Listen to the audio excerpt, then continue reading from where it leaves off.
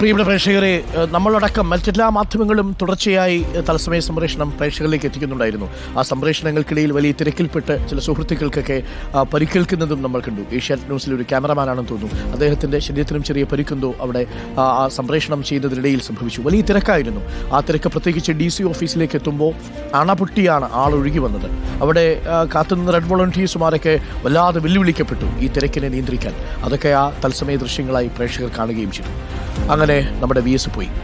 പുന്നപ്ര വയലാർ രക്തസാക്ഷികൾ അന്തിയുറങ്ങുന്ന ആലപ്പുഴ വലിയ ചുടുകാട്ടിലാണ് VS അച്യുതാനന്ദന് അന്ത്യവിശ്രമം ഒരുക്കിയത്. നൂറുകണക്കിന് ആളുകളാണ് ഇന്നലെ VSന് യാത്രാമൊഴി നൽകാൻ അവിടെ എത്തിയത്. വലിയ ചുടുകാട്ടിൽ നിന്ന് AK അഭിലാഷും സജോ ദേവസിയും ചേരുന്നുണ്ട്. ആ കനൽ ചുടുകാട്ടിൽ ഒരുപക്ഷെ അണഞ്ഞിട്ടുണ്ടാവും. പക്ഷേ VS എന്ന തീക്കനൽ നമ്മുടെയൊക്കെ നെഞ്ചിലിങ്ങനെ ആളിക്കത്തുകയാണ്. Sajo, AK Abhilash, good morning. VS ഇല്ലാത്ത ഒരു പ്രഭാതത്തിലേക്കാണ് നമ്മൾ കടക്കുന്നത്. ഒരുപക്ഷെ വിപ്ലവ സൂര്യൻ അസ്തമിക്കുകയും മറ്റൊരു സൂര്യൻ ഉദിക്കുകയും ചെയ്ത വാർത്താപ്രഭാതത്തിൽ ചുടുകാട്ടിൽ ഇപ്പോൾ VS എരിഞ്ഞു തീർന്നിട്ടുണ്ടാവും, ചാരമായി കഴിഞ്ഞിട്ടുണ്ടാവും. പക്ഷേ ആ തീക്കനലൊക്കെ നമ്മുടെ ഉള്ളിലുണ്ട്, അല്ലേ അഭിലാഷ്?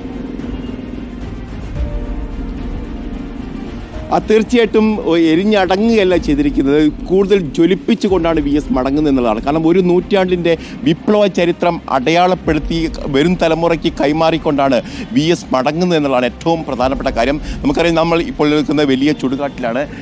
P. കൃഷ്ണപിള്ള, അതായത് അദ്ദേഹത്തിൻ്റെ രാഷ്ട്രീയ ഗുരു, അദ്ദേഹത്തിൻ്റെ അരികിൽ തന്നെയാണ് VSന് അന്ത്യവിശ്രമം കൊള്ളുന്നത്. ഇന്ന് രാവിലെ തന്നെ നിരവധി ആളുകൾ ഇവിടേക്ക് പുഷ്പങ്ങളൊക്കെയായി വരുന്നു. കാരണം കഴിഞ്ഞ ദിവസങ്ങളിൽ ഇന്നലെയൊന്നും ഇവിടെ വരാൻ പോലും കഴിയാത്ത കനത്ത മഴയുണ്ടായിരുന്നു.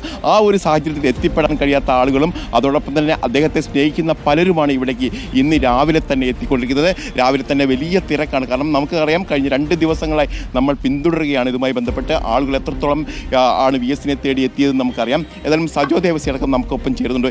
എങ്ങനെയാണ് സജോ, 2 ദിവസത്തെ ഈ ഒരു VSനുള്ള അന്ത്യമൊഴി എങ്ങനെയാണ് കാണുന്നത്?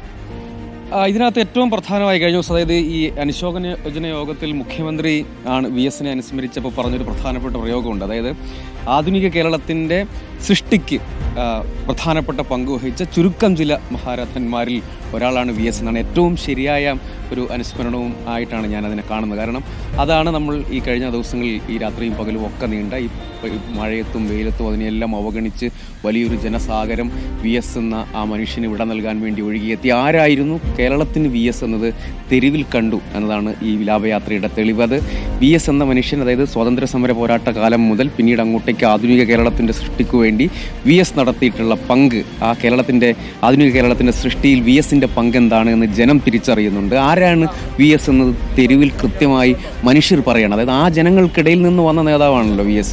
അവർക്ക് വേണ്ടി പ്രവർത്തിച്ച്, അവരോട് രാഷ്ട്രീയം പറഞ്ഞ്, അവർക്ക് വേണ്ടി പ്രവർത്തിച്ച് വളർന്ന ആ ആധുനിക കേരളം, അത് കർഷക തൊഴിലാളികളാവട്ടെ, മത്സ്യത്തൊഴിലാളികളാകട്ടെ, അങ്ങനെ അടിസ്ഥാന ജനവിഭാഗം മുതൽ ഈ ഒരു രാഷ്ട്രീയം എന്ന് പറയുന്ന നമ്മൾ വിളിക്കുന്ന ആ പ്രയോഗത്തിൻ്റെ എല്ലാ സർവ്വതല സ്പർശിയായ സമര ജീവിതത്തിൻ്റെ ഒരു നൂറ്റാണ്ടാണ്, അല്ലെങ്കിൽ ഒരു യുഗമാണ്. അതിൽ നമ്മൾ കാണേണ്ട ഒരു കാര്യം, ഇവിടെ തന്നെ നിൽക്കുമ്പോൾ നമുക്കറിയാം, ഇത് പുന്നപ്ര വയലാർ രക്തസാക്ഷികളുടെ സ്മാരക സ്തൂപാണ്. P. Krishnapillai, R. Sugathan, P.T. Punnoose, George Chadayamuri, അങ്ങനെ സൈമൺ ആശാൻ എന്ന് തുടങ്ങി കേരളത്തിൻ്റെ രാഷ്ട്രീയ ചരിത്രത്തിൽ അടയാളപ്പെടുത്തപ്പെട്ട പ്രധാനപ്പെട്ട പേരുകാരാണ്. അവരോടൊപ്പം ആ പുന്നപ്ര വയലാർ സമരത്തിൻ്റെ നേർ പങ്കുകാരി, നേർ അവകാശി കൂടിയാണ് യഥാർത്ഥത്തിൽ VS. അങ്ങനെ ഒരു മഹാമനുഷ്യനാണ്.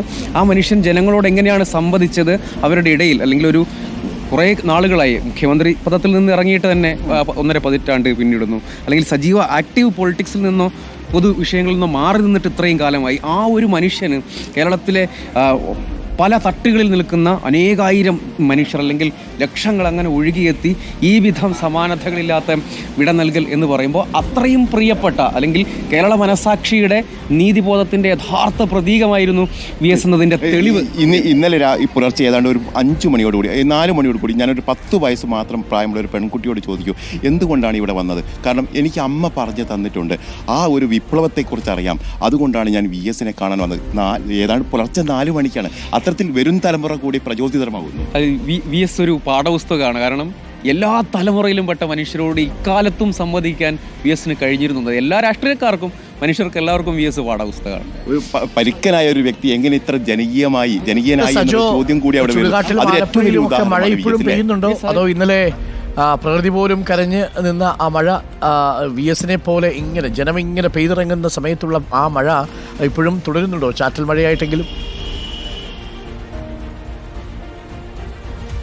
ഡോക്ടർ അരുൺകുമാർ, മഴ നല്ല രീതിയിലുള്ള മഴ നമ്മളിവിടെ എത്തുമ്പോൾ ഉണ്ടായിരുന്നു. ഇപ്പോൾ മഴ ഒരു അല്പം മാറി നിൽക്കുന്നുണ്ട്, തോർന്നിട്ടുണ്ട്. പക്ഷേ അന്തരീക്ഷം മേഘാവൃതമാണ്. പുലർച്ചെ നമ്മളിവിടെ രാവിലെ 6 മണിക്കൊക്കെ എത്തുമ്പോൾ നല്ല മഴയായിരുന്നു, പെരുമഴ എന്നൊക്കെ പറയും. ഇപ്പോൾ അല്പം മഴ മാറി നിൽക്കുന്നുണ്ട്. Okay, thank you Sajo, thank you A K Abhilash. ചുടുകാട്ടിൽ നിന്നാണ് സജോയും എ കെ അഭിലാഷും പ്രേക്ഷകർക്കൊപ്പം ചേർന്നത്.